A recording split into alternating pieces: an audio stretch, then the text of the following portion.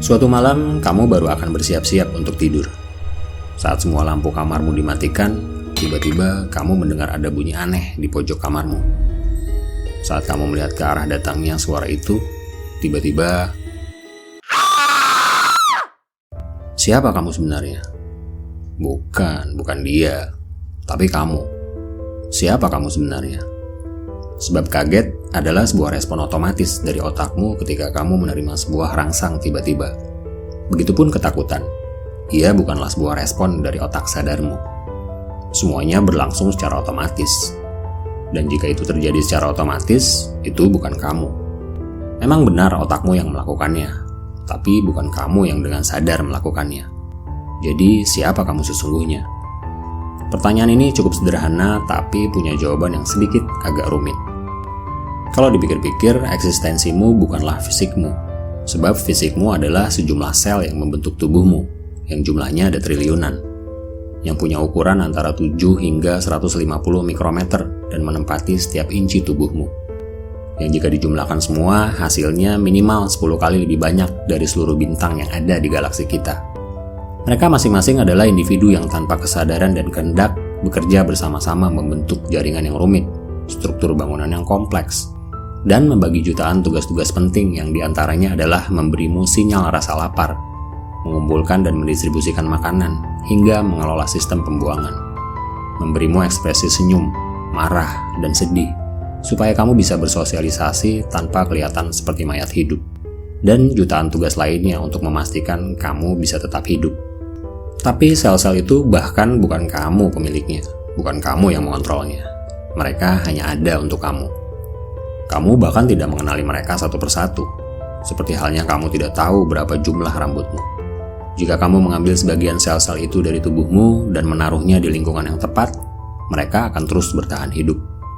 Contohnya, jika kamu mendonasikan sebuah organ, miliaran selmu akan terus hidup dalam tubuh orang lain tanpa menuntut dikembalikan. Jadi sel-sel itu bisa hidup tanpa kamu, tapi kamu nggak bisa hidup tanpa mereka. Dan jika kita mengambil semua sel dalam tubuhmu, maka tidak akan ada lagi kamu. Dalam sehari, kamu berkedip hampir sekitar 20.000 kali, dan kamu bernafas, tentu saja.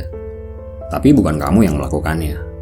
Semua itu otomatis, tanpa kamu sadar melakukannya. Nah, kamu mulai bernafas dan berkedip manual sekarang, karena kita sedang membicarakannya. Tunggu saja 10 menit lagi. Habis nonton video ini, kamu akan kembali melakukannya dengan otomatis.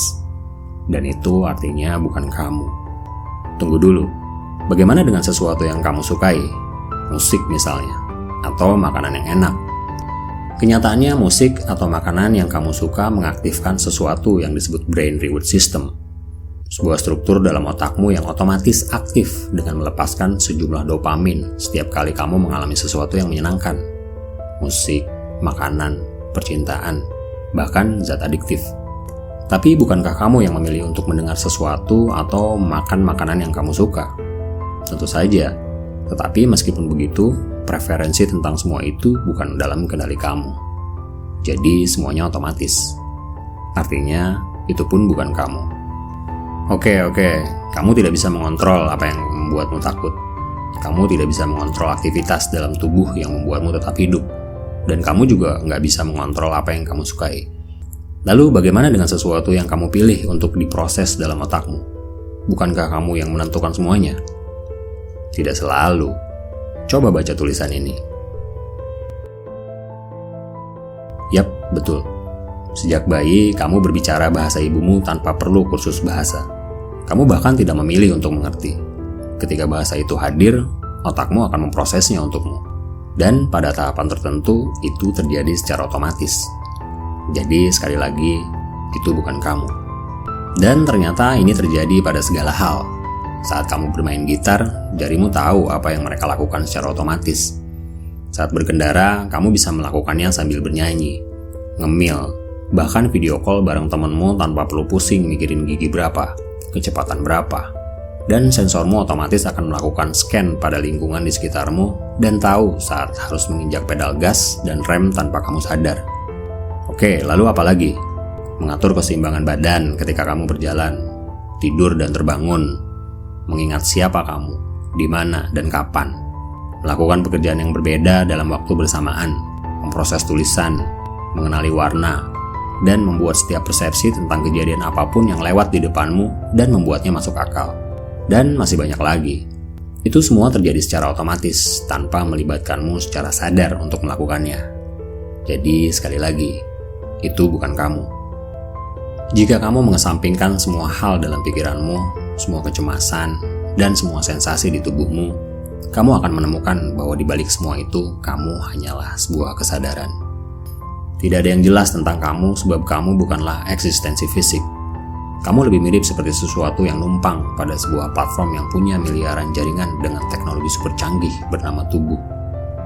Tidak ada kamu yang berdiri di pusat kontrol untuk menarik tuas dan menekan tombol. Kamu hanyalah sebuah kehadiran.